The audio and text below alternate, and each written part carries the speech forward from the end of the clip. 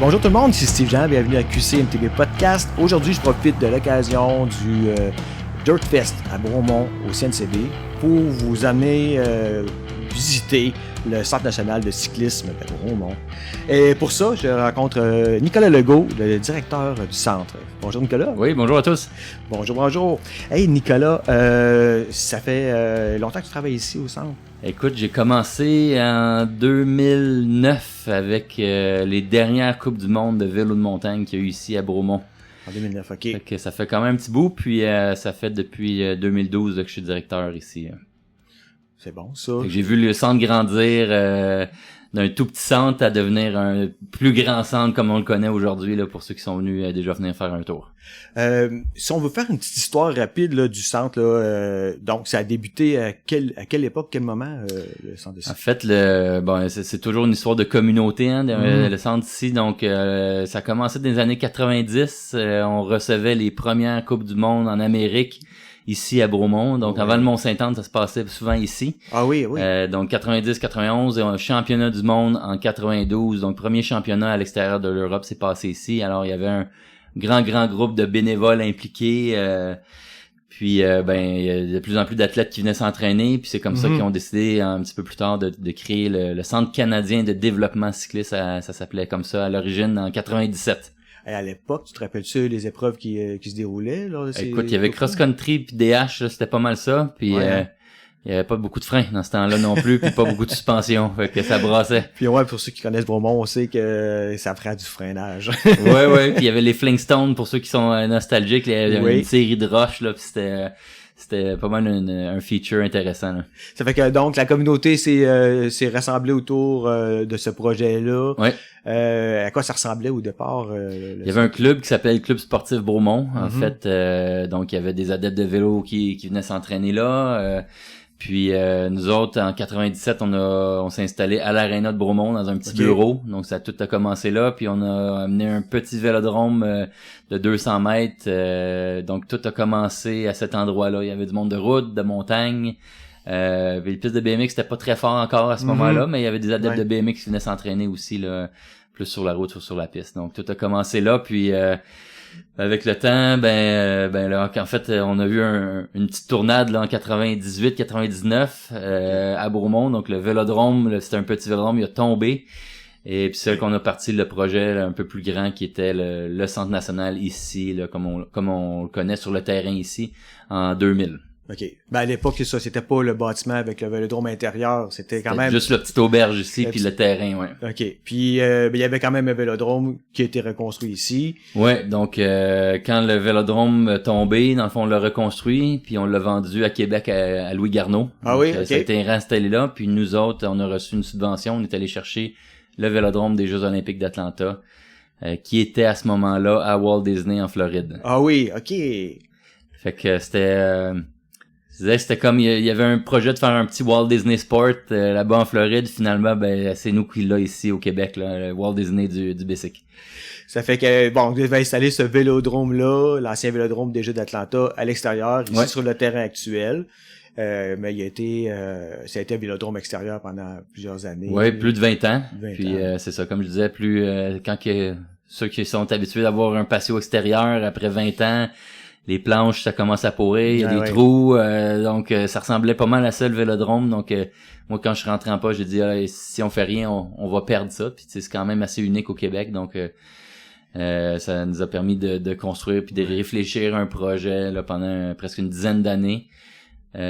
Puis les 3 dernières années ont été dédiées beaucoup au financement là, puis aujourd'hui on est dans le nouveau bâtiment qui inclut le vélodrome mais beaucoup plus aussi. Oui, le vélodrome intérieur et oui, donc une tonne de services qui sont offerts aussi. Ouais. Rapidement pour revenir au vélodrome là, il y avait une époque où je me rappelle vaguement, il y avait le vélodrome au Stade olympique. Oui. Y a-tu un chevauchement ou c'était au moment de la fermeture du vélodrome du Stade olympique là ça a incité à développer oui, non, en fait oui, sauf que ça a pris quand même longtemps là avant d'en avoir un autre intérieur. Donc le vélodrome à Montréal, il a été là pour les Jeux de 76. Ouais.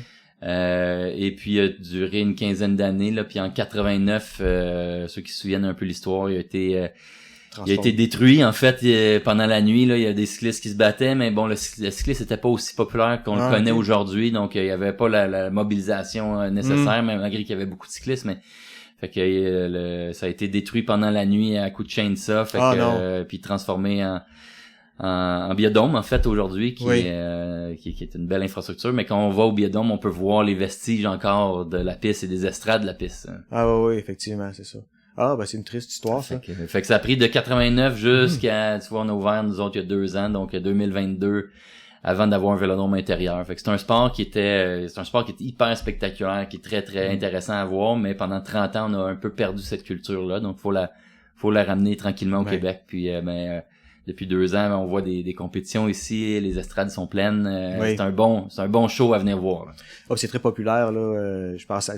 Je me trompe peut-être, mais il me semble qu'on commence à avoir un petit peu plus d'engouement. Il y a des nouveaux adeptes là qui viennent prendre des cours pour essayer la piste. Là. Puis des gens de tous les milieux là. Puis beaucoup d'amateurs de vélo de montagne aussi qui essayent ça pour le plaisir puis qui y prennent goût là. Ouais. Écoute, on a plus de 15 000 personnes qui sont faites initier depuis 2 ans. Mm-hmm. L'année passée, c'est 150 000 visites au CNCB, donc c'est 500 personnes par jour qui passent, donc c'est bon, c'est un pari qui était audacieux, mais qui va très bien là pour l'instant. Donc puis la piste, ben c'est un peu un laboratoire du vélo, tu sais, c'est une place qui est très le fun, on peut venir rouler entre amis, mais en même temps c'est une super place aussi pour les athlètes pendant la période hivernale de venir rouler à place de rouler sur Zwift ou peut-être à l'intérieur tout seul, on se rassemble toute la communauté puis là on continue à se motiver puis pour rouler tout ensemble.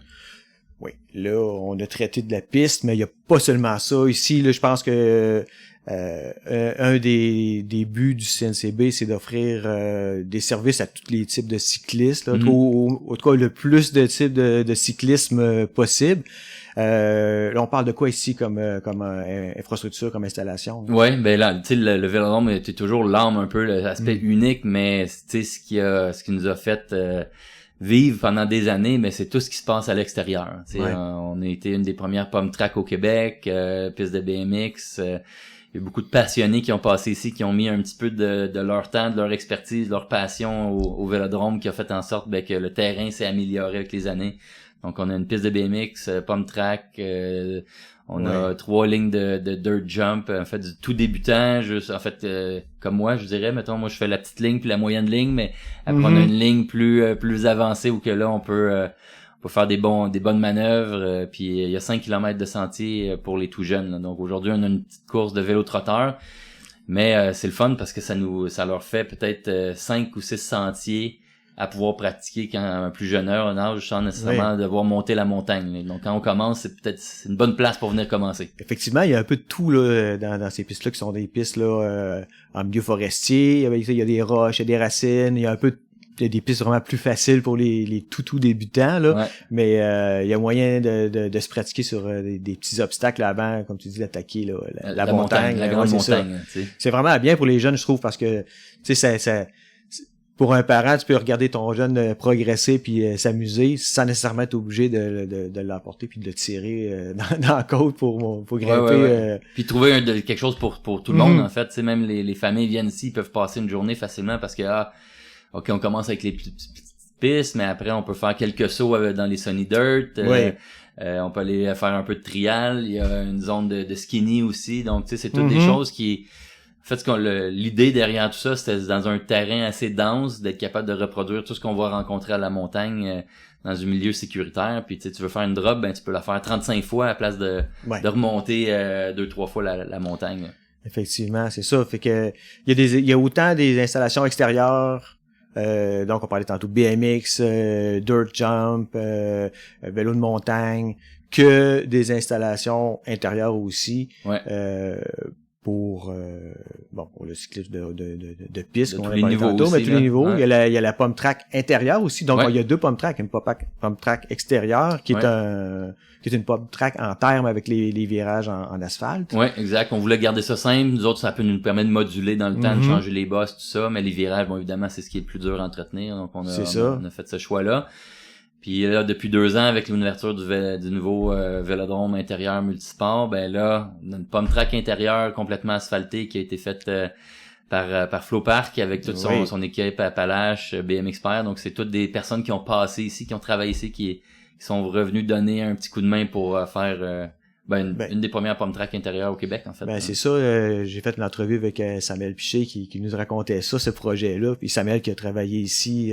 toute sa jeunesse. Il est arrivé à 12 ans ici. Oui. Et ceux qui n'ont pas écouté l'épisode, là, allez l'écouter. C'était fait un bon complément là, d'informations par rapport à tout ça. Puis moi, je trouve ça fantastique parce que j'ai découvert le centre ici. Je le connaissais, mais je m'étais jamais arrêté. Je voyais ça un petit peu comme... je pensais que ça s'adressait seulement à une élite sportive, là, mais j'ai découvert par des amis que finalement non, c'est pour tout le monde. Puis j'ai découvert l'hiver parce que un de mes amis qui me dit si tu veux, on va se rencontrer, mais plutôt que d'aller prendre une bière quelque part, je vais faire découvrir quelque chose de nouveau. Fait que là, il m'a amené à la pomme track intérieure ici, une journée pluvieuse de janvier.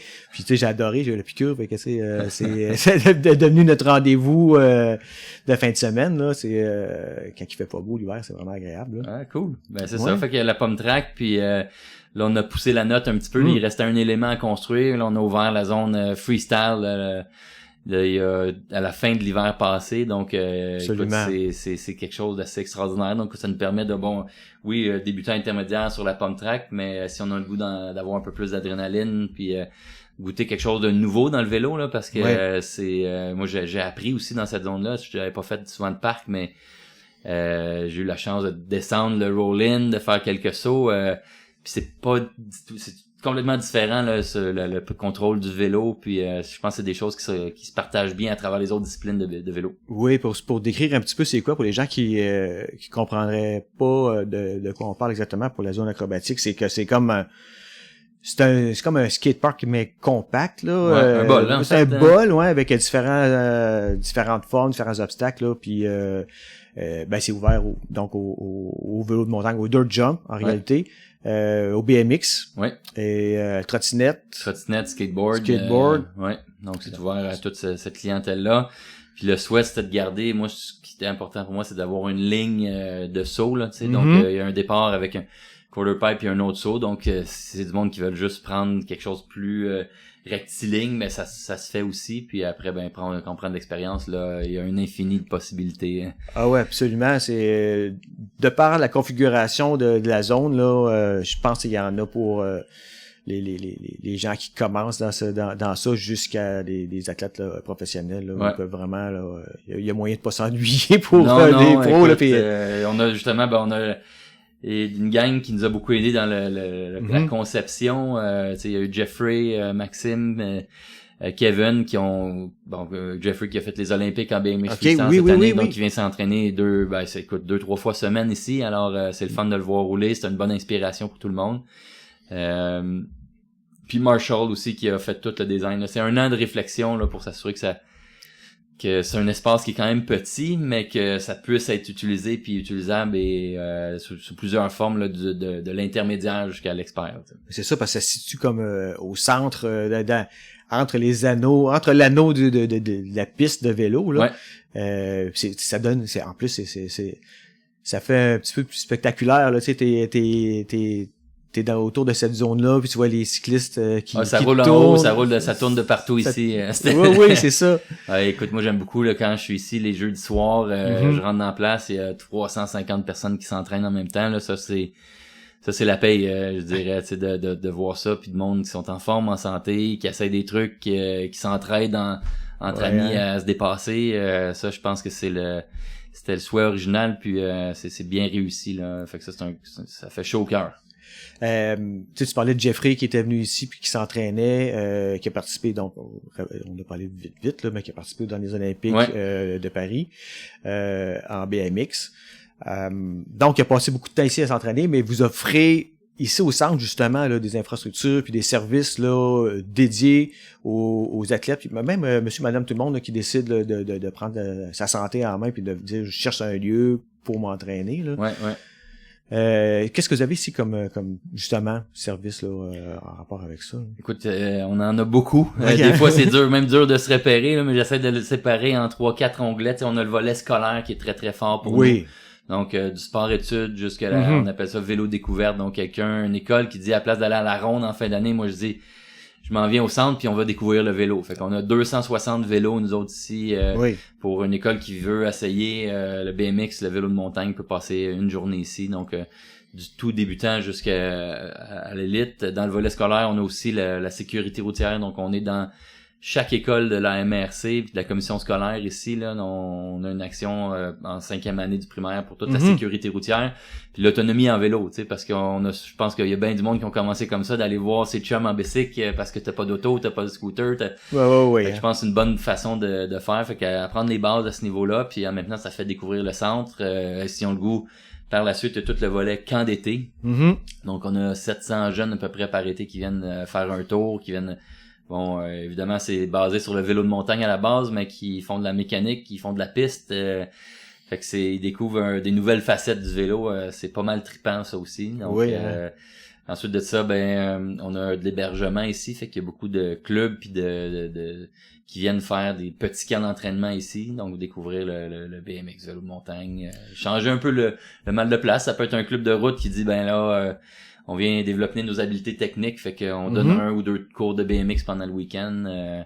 Donc ça c'est vraiment bien. Fait que tout le volet jeunesse, volet adulte, on a des corpos, donc des groupes corporatifs qui viennent sortir de leur zone de confort sur le vélodrome parce que ça peut faire peur au début, mais un bon encadrement, puis on fournit tout. Donc quelqu'un qui aurait le goût de faire ça avec sa gang d'amis ou d'entreprises, party de Noël, c'est vraiment quelque chose à vivre dans sa vie, là. Tu sais, quelqu'un qui aime le vélo. Ferez-vous la même chose aussi pour d'autres facettes là, comme à l'extérieur, vélo de montagne, des sentiers pour les initiations pour des groupes corporatifs aussi? Oui, définitivement on fait ça. Puis tu sais, nous autres c'est on a le terrain, on a des vélos aussi, puis on a des partenariats aussi avec Bike Skills ou d'autres qui font exclusivement des choses comme ça. Donc nous autres on peut en faire, puis sinon on réfère à des collègues, des amis, puis donc voilà. Puis sinon tout ce qui est équipe provinciale, équipe nationale, club.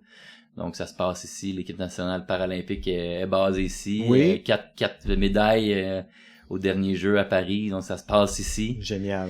Fait que ce que je trouve le fun du vélo, c'est aussi la proximité, hein. Tu sais, tu peux te rendre ici, puis souvent c'est pas rare de croiser Hugo Barrette qui est ici, donc c'est des bonnes inspirations un peu pour tout le monde. Puis tu sais, Kevin, Jeffrey, toute cette gang là, dire voici le plus haut niveau à quoi ça ressemble. Et moi je suis où? Tu sais, on avance à notre rythme, puis en fait tout le monde qui rentre ici, oui, c'est de tous les niveaux, mais je considère tout le monde comme des athlètes, puis du monde qui ont le goût de sortir un peu de leur zone de confort. C'est une bonne place pour vivre ici, là. C'est une place qui est très familiale au départ, parce que même si, comme tu dis, tu rencontres des athlètes de haut niveau, en même temps, si tu te présentes ici le samedi matin, là, c'est plein d'enfants, tout partout, puis tu sais, avec les parents qui viennent ici puis qui prennent leur café, puis les jeunes s'amusent en pomme track, ou c'est vraiment génial.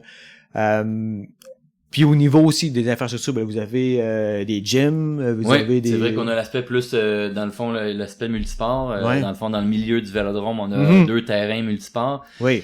C'était un souhait au début, puis ça marche vraiment très très fort avec l'avènement du pickleball là, qui prend beaucoup de place partout. Oui, donc c'est fort ici là. Tu sais, en même temps on aime ça, ils rapportent de l'argent dans le vélo en bout de ligne. Fait que tu sais, nous autres, puis c'est une clientèle. Moi j'aime beaucoup l'aspect multigénérationnel, avec tous les âges de 2 ans jusqu'à 90 ans. Tu sais, on a des choses à s'apprendre chacun, puis le pickleball vient de profiter beaucoup des infrastructures. Il y a du basket, du volleyball, badminton, soccer, donc il y en a pour tous les goûts là, vraiment dans l'air sportif. C'est un bel espace qui est multifonctionnel, qui est modulable, et qui se transforme facilement, rapidement aussi, parce que tu peux venir passer 2-3 heures sur la pomme track à l'intérieur l'hiver, là, puis tu vas voir ça change de sport au centre là, c'est aux 2 heures. Mais c'est un des aspects, parce que tu sais, construire un centre sportif comme ça de 100 000 pieds carrés, normalement c'est des villes qui font ça, tu sais, puis c'est déficitaire à chaque année, puis là la ville investit parce que c'est un service communautaire. Nous autres on a pris le défi en fait de rentabiliser ça, donc c'est un gros défi. J'ai visité peut-être une dizaine de vélodromes dans le monde pour voir c'est quoi leur modèle d'affaires. Souvent c'est difficile parce que il y a pas l'achalandage, il y a pas fait que quand on l'a réfléchi, c'était comment chaque espace peut être utilisé à 2 ou 3 sports différents ou différents trucs dans la semaine. Tu sais, on sait que bon le matin, c'est pas les travailleurs qui vont venir, souvent c'est plus les retraités. Après l'après-midi, les écoles. En fin de journée, c'est la communauté, les visiteurs. Donc, tu sais, d'avoir quelque chose pour tout le monde, puis qu'à tous les jours, puis toutes les heures, qu'il y ait de l'action quand même dans le bâtiment. Donc, ça faisait partie des réflexions. Donc, l'aire centrale, oui, c'est un gym pour faire du ballon, mais ça devient aussi un lieu de rencontre. On a fait des congrès, des galas, donc ça ramène un peu de sous pour nous autres en bout d'année qui est investi dans le vélo. Tu sais. Fait que c'était ça un peu la réflexion. Tu sais. Vous avez aussi des salles multifonctionnelles qui sont des fois louées pour des organismes ou des cuisine communautaire. On a une cuisine communautaire sur place, donc un organisme. Peut-être qu'on l'a pas vu, mais un organisme qui est ici là tous les matins, qui récupère les non vendus du IGA, métro, agriculteurs, et retransforme ça pour environ 300 familles de la région. Donc ils font des paniers. Les mardis, jeudis, le monde vient chercher leur panier, mais c'est tout fait ici dans le bâtiment. Puis le lien avec eux, c'est très fort parce que quand on fait des événements, nous, ils font nos lunchs. Nous autres, on leur donne des camps d'été pour les personnes dans le besoin. Donc, il y a un partage qui est extraordinaire. Puis là, ils vont commencer même à faire de la nourriture pour nous autres dans le hub. Fait que ça, c'était le souhait au début, mais là, ils sont... Là, maintenant, on a deux chefs cuisiniers. Donc, on va être prêt à cet hiver à avoir un petit peu plus grande offre. Puis c'était un souhait avec la bière en plus. Ah, c'est bon ça, parce qu'après, mettons... une session là de Power Watts là, dans vos gyms là. Ça justement Power Watts, ça c'est il y a un local là, dédié là à ça. Tu peux-tu nous en parler un petit peu, c'est quoi puis ça s'adresse à qui? C'est une grande histoire en fait. Le Power Watts là, c'est un concept d'entraînement intérieur là, tu sais, on pourrait penser, on connaît souvent l'image du spinning. Le Power Watts c'est quelque chose de beaucoup plus avancé comme entraînement, fait qu'on appelle pas ça du spinning, nous autres c'est plus de l'entraînement intérieur. Donc on a des vélos qui sont modulables. Donc quand on arrive ici, quelqu'un il a juste besoin d'amener ses souliers, on ajuste le vélo à sa taille. Puis on a une session qui permet à tous les niveaux en bout de ligne de s'entraîner à son niveau. Donc tout est électronique, tout est numérisé, on s'entraîne avec un gros tableau. Puis Steve, exemple, tu fais un test en début d'année, ça te donne 200 watts, on s'entraîne un pourcentage de ton maximum pendant toute l'année. Donc quelqu'un qui est champion olympique pourrait être à côté de toi, puis quelqu'un qui commence aussi, mais on force tout à peu près au même niveau, donc on suit pareil. Donc ça fait un aspect d'entraînement, un aspect de groupe qui te motive aussi. Puis ça a été conçu par Paolo Saldana, qui est un entraîneur qui est extraordinaire mondial, qui habite ici à Donham. Ah oui, ok. Donc je pense qu'il y a une vingtaine de centres Power Watts dans le monde, puis c'est l'entraîneur de l'équipe Israël Premier Tech là, où Hugo Hull est notamment là. Donc il vient souvent faire son tour, puis c'est un bon modèle pour les entraîneurs aussi. C'est génial ça. Sinon il y a le gym à côté aussi là, de musculation, donc moi je crois beaucoup aussi au cross training, donc tu sais on pourrait aller faire de la zone freestyle puis finir ça avec une petite séance de musculation. Ça c'est le genre de choses qui est possible. Puis il y a une autre course aussi pour s'échauffer, ou des clubs d'athlétisme qui s'entraînent ici aussi là l'hiver. C'est vrai, absolument. Tantôt, je suis venu avec mon garçon, puis il a tout de suite spoté la piste de course. Je peux venir courir ici? Certain, c'est 200 mètres, puis c'est ouvert aussi là, au public. Oui. Puis c'est ça, tu dis c'est ouvert au public. Ça fonctionne comment pour les gens de la région, les gens de l'extérieur? Fait que dans le fond, nous autres, vu que c'est un espace qui est pas, je veux dire, c'est pas le centre Claude Robillard non plus, là, j'ai pas 200 places par plateau sportif, donc ça demande une réservation, une petite planification. Donc on peut réserver sa plage par plateau. Ça c'est si on vient à la fois, c'est notre première fois, on peut réserver un 2 heures, un week-end, ça c'est bon. Puis sinon on peut acheter une passe de 10 accès ou une passe de saison ou annuelle, donc qui permet d'avoir accès en tout temps là, à l'infrastructure ici. Donc BMX et freestyle c'est ensemble, puis ensuite il y a gym et course qui est ensemble aussi, puis le vélodrome aussi, c'est un autre pass aussi indépendant. Mais en plus de ça, il y a des cours aussi qui sont offerts. On peut aller voir sur le site internet, il y a toutes sortes il y a des cours, pour nous la progression est super importante, fait l'initiation, donc il y en a. Pour rouler sur la piste, il faut évidemment un cours pour commencer, là, même si vous êtes un excellent cycliste, il y a des choses de base à apprendre. C'est différent de la route, là. Oui, écoute, pas de frein, pas de vitesse, fait que il y a juste quelques petits éléments à apprendre, mais ça s'apprend très bien, puis ensuite on peut venir rouler en groupe, là. Donc il y a 2 cours de 2 heures, puis ensuite on est sécuritaire là, pour rouler en groupe, là. C'est ça. Puis c'est ça, il y a des sessions qui sont offertes dans différentes disciplines. Là, comme là, on termine. Moi, je me suis inscrit cet automne au club de Dirt Jump. Ça fait 2 fois que je fais ça. Donc c'est des cours qui sont donnés ici à l'extérieur. Puis on est tout un petit groupe. C'est vraiment agréable. Là. Il y a différents formats comme ça qui sont offerts au cours de l'année. Là, Ouais. Même chose pour les plus jeunes, en vélo-trotteur, en dirt jump, en BMX aussi. Donc, puis tu sais, c'est un format, il y a des cours qui sont plus structurés. Le dirt jump aussi, c'est un sport qui est plus libre. Donc, c'est plus une collaboration entre tout le monde. Puis il y a deux coachs qui sont là aussi qui s'y connaissent bien, qui peuvent aider à apprendre des nouveaux trucs. Puis rapidement comme ça, là, les dirt jump, là, parce que si on regarde qu'est-ce qu'il y a comme offre dans la région là pour se développer, c'est pas mal la meilleure place là, pour venir ici pour apprendre à sauter là.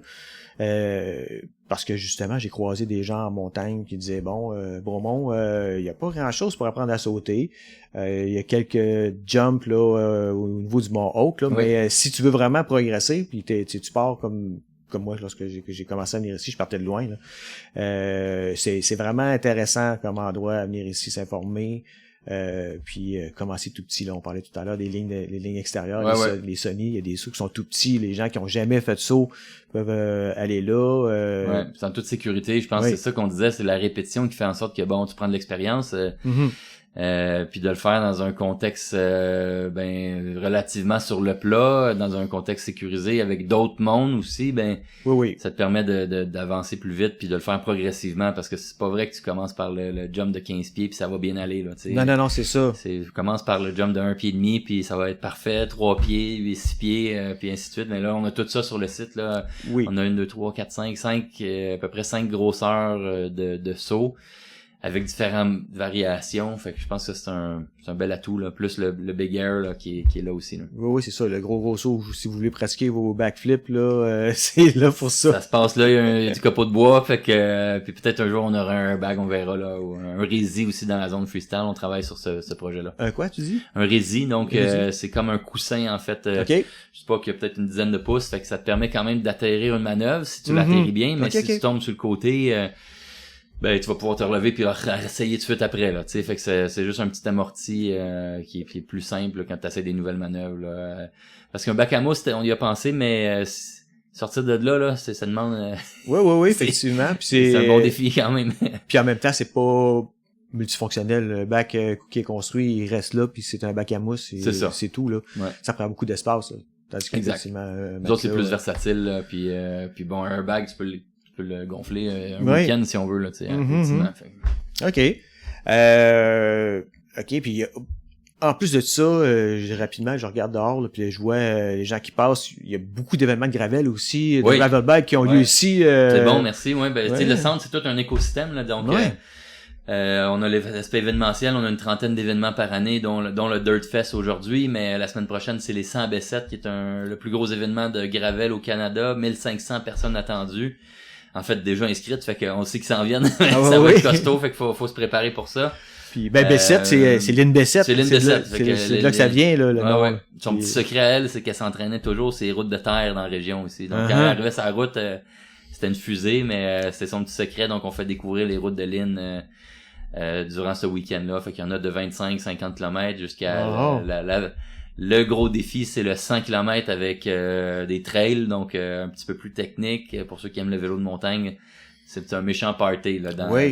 C'est vraiment. C'est ouvert à tout le monde ou Oui. Tant qu'il y a de la place, dans le fond, on ferme les inscriptions à 1500 là. Donc, mais c'est un événement aussi à vivre au Québec. Tu sais, par an de départ avec 1500 personnes, c'est quand même un bon trip juste ça. J'imagine, ça doit être quelque chose d'assez impressionnant. On va essayer de venir voir ça.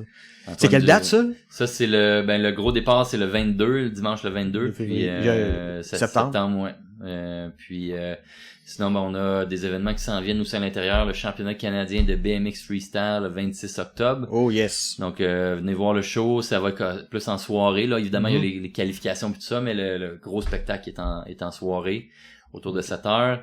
Sinon, championnat canadien sur vélo sur piste du 9 au 12 janvier pour les élites et les maîtres. Donc donner une idée, là, ça va rouler à peu près à 70-75 km/h sur la piste en peloton de 24. Et le monde crie dans les estrades, c'est tout un show. C'est très impressionnant de voir les gens aller à cette vitesse-là. Là, j'ai été témoin l'autre jour, là, c'est wow, c'est quelque chose. En personne, là, c'est pas comme à la télévision, là. Non, c'est ça. C'est autre chose. Tu sais, déjà, je pense que c'est les Olympiques qui amènent toujours cette petite conscience-là de dire, OK, le monde, il trippe d'habitude, là, voir la piste, c'est complexe des fois.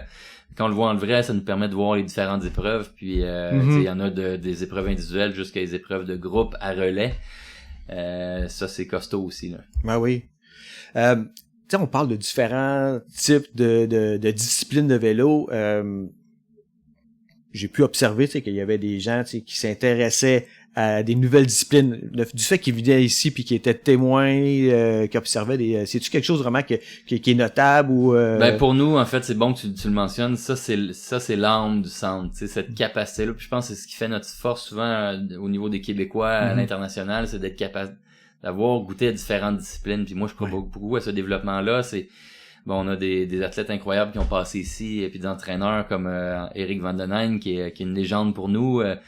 Des Sébastien Travers, des Yann Hughes, c'est toutes des personnes qui ont évolué au niveau national, international. Mais ça fait partie des principes de base d'entraînement. Donc pour moi, c'est fantastique. Puis de partager en fait cette richesse-là. Puis c'est pour ça qu'on a la petite auberge. Bien souvent en fin de journée, le monde il se rassemble, le monde de BMX, le monde de piste, puis ça jase un peu, puis tu dis hey, demain viens nous essayer ça, t'es pas game. Là ça commence comme ça, puis ça développe des passions aussi là. Oh ouais, j'ai été témoin de ça aussi. Des gens de piste qui essayaient d'initier du monde de dirt pour c'est quelque chose puis en fait quand je parle d'écosystème, c'est aussi notre rôle, c'est aussi de former des entraîneurs, des athlètes, mais des administrateurs de clubs. Je pense à des Randy Ferguson qui a commencé ici en animant une petite course de vélo de montagne qui est maintenant aux Olympiques, qui va être à World Cup de Mont-Saint-Anne encore. Sylvain Richard qui a commencé un chronométrage manuel sur la piste. Maintenant, il était aux Olympiques dernièrement. Wow. Donc, c'est toutes des facettes du sport qui sont le fun à développer. Puis on a parlé de Yannick Vincent, Samaël... William alors, c'est des personnes qui ont fait les camps d'été, qui ont coaché ici, puis qui sont maintenant qui ont un boulot dans l'écosystème du vélo. T'sais. Oui, il y a beaucoup de monde. On parle aussi à mon thème. Patrick Chartrand. Ouais, c'est ça. Ça fait que le CNCB est pas mal au cœur de la communauté cycliste de Bromont et de la province là. Puis je pense qu'on est là pour écouter les projets des individus puis d'aider dans ce développement-là. Tu sais, aujourd'hui, moi, je suis directeur, mais bon, c'est ce qui est le fun, c'est qu'il y a une pérennité, là, tu sais, une infrastructure, donc ça va toujours rester là. Puis quelqu'un qui a des idées dans le vélo, ben, on peut certainement aider, contribuer, puis encourager aussi, parce que on peut en voir encore, il y a beaucoup de place dans beaucoup de régions aussi pour bâtir le vélo, continuer. Puis je verrais peut-être un jour de dire on a des petits centres nationaux qu'on donne un coup de main. On a déjà commencé à donner un coup de main à Terrebonne, dans le coin de Rivière-du-Loup aussi. Donc tu sais, c'est des choses qu'on satellites. Ouais, des satellites. Puis je pense qu'il y a beaucoup de place encore pour développer le vélo au Québec. Il y a beaucoup d'écoles. Tu sais, on touche nous autres des écoles de la région, mais je veux dire, c'est même pas 1% des écoles puis des étudiants qui devraient apprendre le vélo encore. Fait qu'il y a beaucoup de développement à faire encore, puis c'est beau de voir déjà que ce qu'on montrait il y a 10 ans, les jeunes sont beaucoup plus forts qu'aujourd'hui, donc il y a quelque chose qui se construit là-dedans. Absolument. J'ai été témoin, je suis venu ici en après-midi cette semaine, puis il y avait justement là, des écoles qui étaient présentes, qui étaient venues en autobus, puis qui avaient des initiations. Il y avait des jeunes qui avaient déjà fait du vélo de montagne, mais il y en a qui c'était leur première fois. Ils avaient déjà fait du vélo, mais là, tu voyais qu'il y en avait plusieurs qui avaient la piqûre, puis qui regardaient les vélos des autres, puis qui disaient wow, ok, puis là, faut que je demande à mon père de m'acheter un vélo de montagne, puis il faut que je revienne ici, puis il y en a qui ont vraiment... moi, je crois fondamentalement que le vélo, c'est le plus bel outil du monde, donc que ça soit pour le transport actif ou le loisir, donc absolument. Plus le monde qui touche à ça. Puis c'est rare d'habitude quand tu touches un vélo que tu t'arrêtes le vélo. C'est bien rare, tu sais, fait qu'on met du monde dans la communauté de plus. Effectivement. Ben écoute, merci beaucoup pour cette belle présentation-là. Puis j'espère que ça va donner le goût aux gens de s'informer puis de venir faire un petit tour. Puis là-dessus, je pense qu'on va se laisser puis on va aller faire un tour. On va aller voir dehors. On va aller voir dehors qu'est-ce qui se passe. Yes. Merci.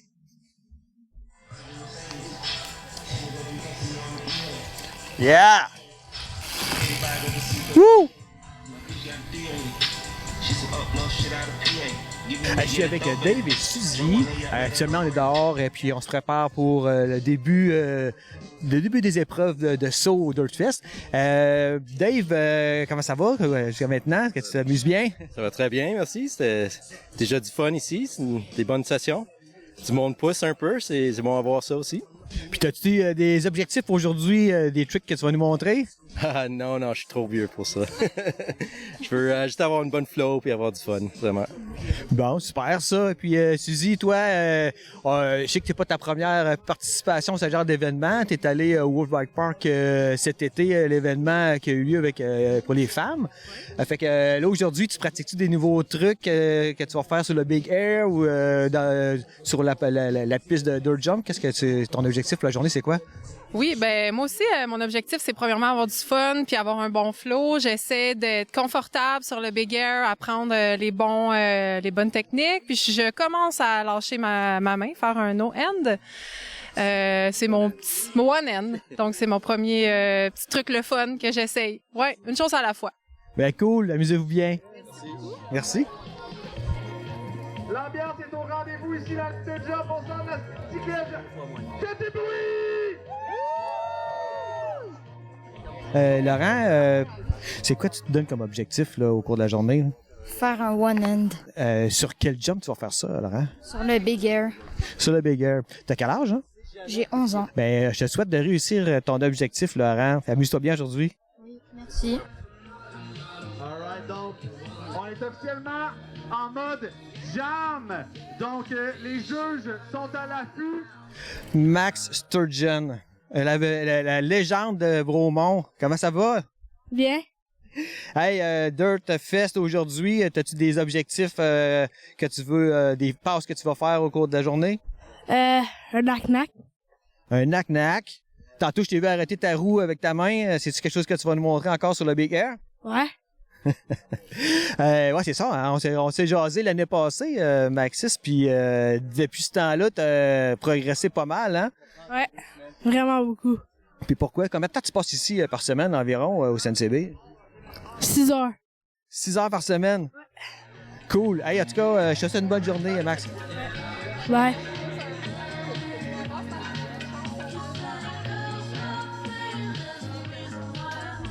On est chanceux aujourd'hui. On a comme juge invité, on a Jeffrey Walley, qui est un Olympien. Jeffrey, ça va bien? Oui, ça va bien, toi? Ben oui. Jeffrey qui agit comme juge aujourd'hui pour les épreuves du Dirt Fest, pour les sauts. Jeffrey qui est un athlète en BMX acrobatique. Jeffrey, tu as participé aux dernières Olympiques à Paris. Tu veux-tu nous raconter un petit peu ton expérience? Parce que je pense que c'était pas prévu au départ que tu te présentais là cette année. Hein? Ouais, ben c'est sûr qu'en fait, ça fait 4 ans qu'on est en qualification. Ça fait 2 ans que les compétitions comptent pour se qualifier. Donc, c'était super difficile de se qualifier. Il y avait seulement 12 hommes et femmes qui allaient participer aux Jeux olympiques, ça on le savait déjà. Mais comme les places étaient très petites, il y avait rien de sûr. Et jusqu'à la dernière minute, on n'était pas qualifiés. Et puis, 1 mois avant les JO, directement, on a appris que mon résultat des championnats du monde 2023 a réussi à qualifier le Canada et me qualifier en même temps. Donc, vraiment 4 semaines avant les JO, j'ai appris la nouvelle, sauf que à ce moment-là, j'étais 2 semaines post-op à l'épaule, qui était supposé être une rehab d'à peu près 6 mois, on a raccourci à 6 semaines. Donc, j'ai eu à peu près 10 jours de vélo avant de partir pour Paris pour les Jeux olympiques. Donc, ça s'est passé super vite. C'était inattendu. Mais c'est sûr que c'était un objectif et un but que je m'étais donné il y a plus de 3 ans maintenant. Mais ça s'est vraiment tout déroulé là, à la fin, quelques semaines avant le départ. Ouais, ça va être une expérience assez fantastique quand même. Là. Il y a beaucoup de jeunes, des athlètes dans toutes disciplines confondues qui rêvent un jour de se rendre aux Olympiques. Donc, toi, en réalité, ton rêve s'est réalisé, malgré le fait que c'est peut-être c'était un manque de préparation peut-être par rapport à ce que tu aurais pu espérer pouvoir faire. Là. Mais en bout de ligne, au niveau de ton expérience olympique, comment tu as trouvé ça? Ben c'est sûr, comme tu l'as dit, j'aurais aimé ça être à 200%, être prêt à faire de mon mieux. Par contre, je suis vraiment fier de ce que j'ai pu accomplir malgré ma situation. Tu sais, j'ai quand même fait 2 runs complètes, j'ai pas tombé, j'ai pas fait d'erreur. C'est sûr que j'ai été restreint sur certaines manœuvres, mais en gros, je suis quand même très satisfait de ma performance malgré le fait que je m'étais fait opérer moins de 6 semaines avant mes qualifs. Vraiment, c'est une expérience inoubliable. Là. C'est plus grand que nature. T'en entends souvent parler des Jeux olympiques, mais je pense que tu réalises pas à quel point que c'est immense comme événement avant d'y mettre les pieds. Quand tu vois vraiment l'importance de tout ça, l'amplitude de cet événement-là, la foule qui est là, les fans qui sont là, l'importance, les équipes, tout ça. Honnêtement, c'était une expérience débile, puis j'espère vraiment pouvoir me requalifier pour Los Angeles en 28. En tout cas, on te le souhaite beaucoup. Fait que, merci beaucoup, Jeffrey. Merci de m'avoir reçu, puis j'espère que j'en ai peut-être inspiré 2-3 à poursuivre leur rêve avec leurs 2 roues et leur vélo. Absolument. Cool. Merci tout le monde d'avoir écouté cet épisode. J'espère que vous avez apprécié.